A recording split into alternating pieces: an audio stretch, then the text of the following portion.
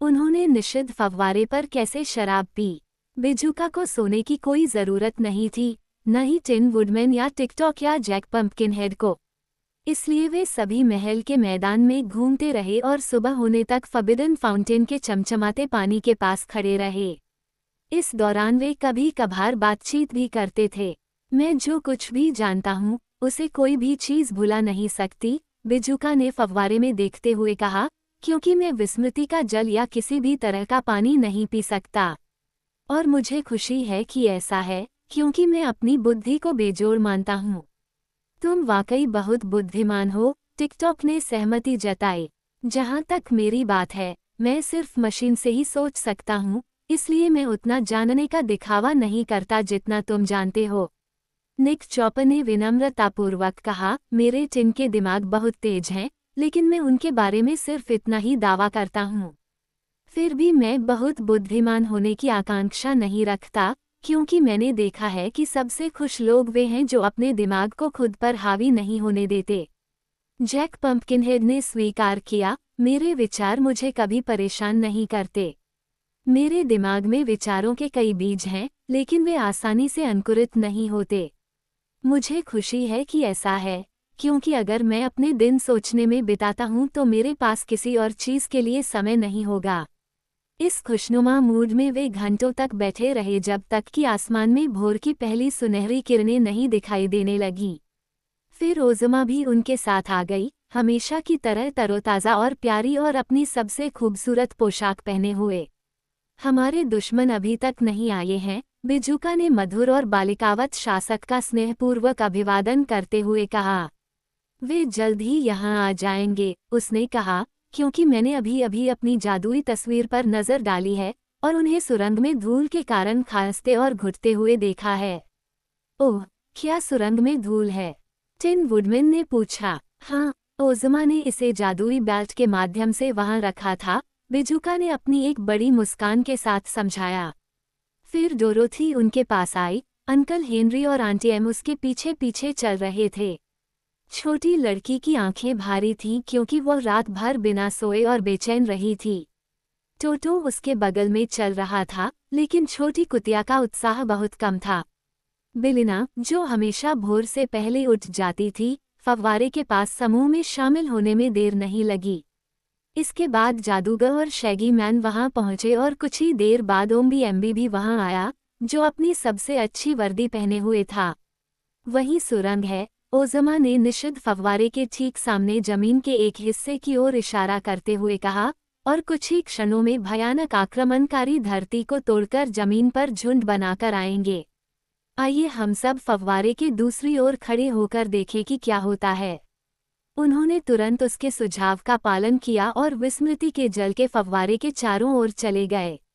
वे वहां चुपचाप और प्रतीक्षा में खड़े रहे जब तक कि परे की धरती अचानक धमाका करके ढह नहीं गई और प्रथम और प्रमुख का शक्तिशाली रूप उछल पड़ा। उसके पीछे उसके सभी भयानक योद्धा थे।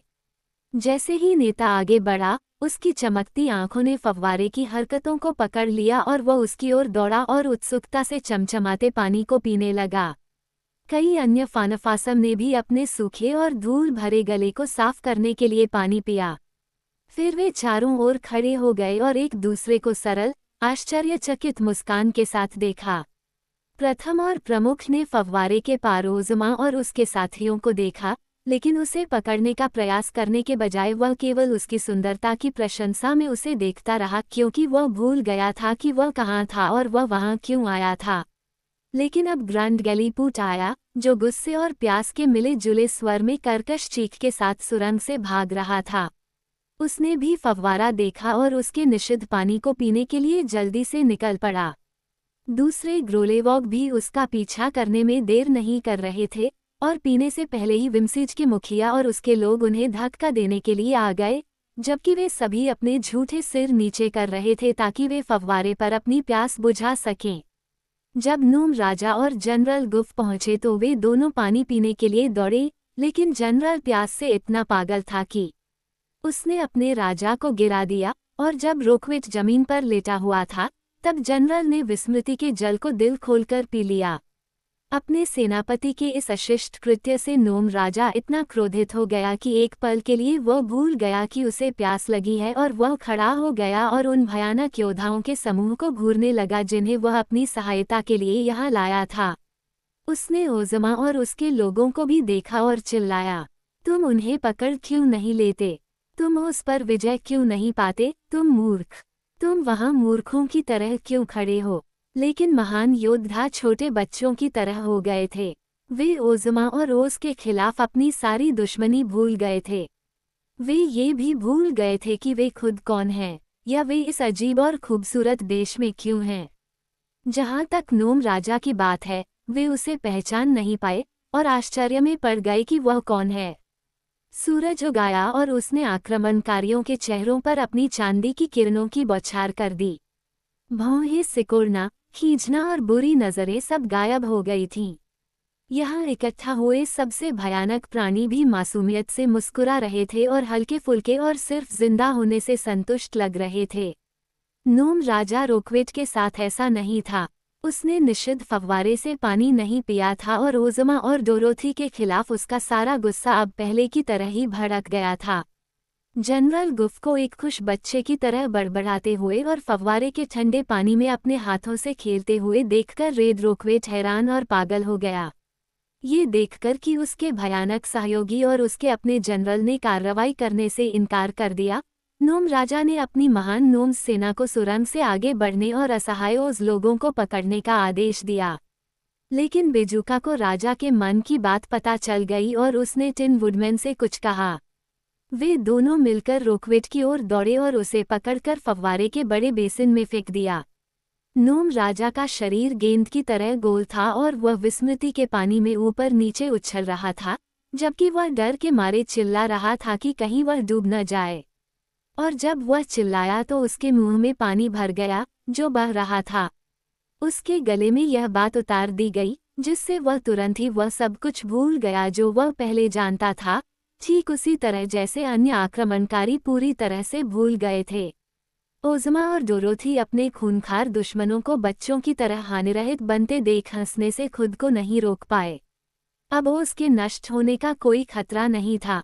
हल करने के लिए केवल एक ही सवाल बचा था कि घुसपैठियों की इस भीड़ से कैसे छुटकारा पाया जाए। शैगी मैन ने दयापूर्वक नोम किंग को फव्वारे से बाहर निकाला और उसे अपनी पतली टांगों पर खड़ा कर दिया। रोक्वेट भीग चुका था, लेकिन वह बकबक कर रहा था और हंस रहा था और पानी को और पीना चाहता था। अब उसके मन में किसी को चोट पहुंचाने का कोई विचार नहीं था। सुरंग से निकलने से पहले उसने अपने 50,000 नोम्स को वहां रहने का आदेश दिया था जब तक कि वह उन्हें आगे बढ़ने का आदेश न दे, क्योंकि वह अपने सहयोगियों को ओस पर कब्जा करने का समय देना चाहता था, इससे पहले कि वह अपनी सेना के साथ आए। ओज़मा नहीं चाहती थी कि ये सभी नोम्स उसकी ज़मीन पर कब्जा कर लें, इसलिए वह राजा रोक्वेट के पास गई और उसका हाथ अपने हाथ में लेकर धीरे से बोली, आप कौन हैं? आपका नाम क्या है? मुझे नहीं मालूम, उसने मुस्कुराते हुए जवाब दिया। तुम कौन हो, मेरी प्यारी? मेरा नाम ओज़मा है, उसने कहा, और आपका नाम रोक्वेट है। ओह, ऐसा है, उन्होंने प्रसन्नतापूर्वक उत्तर दिया। हाँ, आप नोम्स के राजा हैं, उसने कहा। आह, मुझे आश्चर्य है कि नोम्स क्या हैं? राजा ने कहा, मानो वह हैरान हो गया हो। वे भूमिगत कल्पित बौने हैं, और वहाँ की सुरंग उनसे भरी हुई है, उसने उत्तर दिया। सुरंग के दूसरे छोर पर आपके पास एक सुंदर गुफा है, इसलिए आपको अपने नोम्स के पास जाना चाहिए और कहना चाहिए, घर चलो। फिर उनका पीछा करें और समय के साथ आप उस सुंदर गुफा तक पहुंच जाएंगे जहां आप रहते हैं। नोम राजा को ये जानकर बहुत खुशी हुई, क्योंकि वह भूल गया था कि उसके पास एक गुफा है। इसलिए वह सुरंग में गया और अपनी सेना से कहा, घर वापस चलो। नोम सेना तुरंत मुड़ी और सुरंग से वापस चली गई, और राजा उनके पीछे पीछे चला, ये देखकर खुशी से हंसने लगा कि उसके आदेशों का इतनी तत्परता से पालन किया जा रहा है। जादूगर जनरल गुफ के पास गया, जो अपनी उंगलियां गिनने की कोशिश कर रहा था, और उसे नोम राजा का अनुसरण करने के लिए कहा, जो उसका स्वामी था।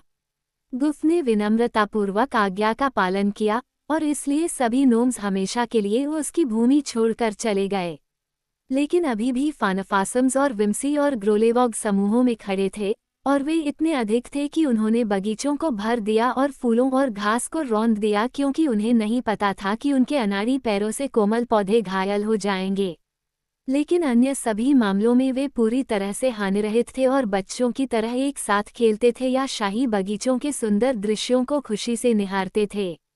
बिजूका से परामर्श के बाद ओज़मा ने उम्बीएम्बी को जादुई बैट लाने के लिए महल भेजा, और जब कैप्टन जनरल उसे लेकर वापस लौटा तो ओज़ के शासक ने तुरंत उस कीमती बैट को उसकी कमर में बांध दिया। उन्होंने कहा, मैं चाहती हूँ कि ये सभी अजीब लोग विम्सीज, ग्रोलेवॉग्स और फानफासम्स अपने घरों में सुरक्षित लौट जाएं। ये सब कुछ पलक झपकते ही हो गया, क्योंकि इच्छा व्यक्त होते ही पूरी हो गई। आक्रमणकारियों की सारी सेनाएं जा चुकी थीं, और केवल कुचली हुई घास ही बता रही थी कि वे कभी ओज़ की भूमि पर आए थे।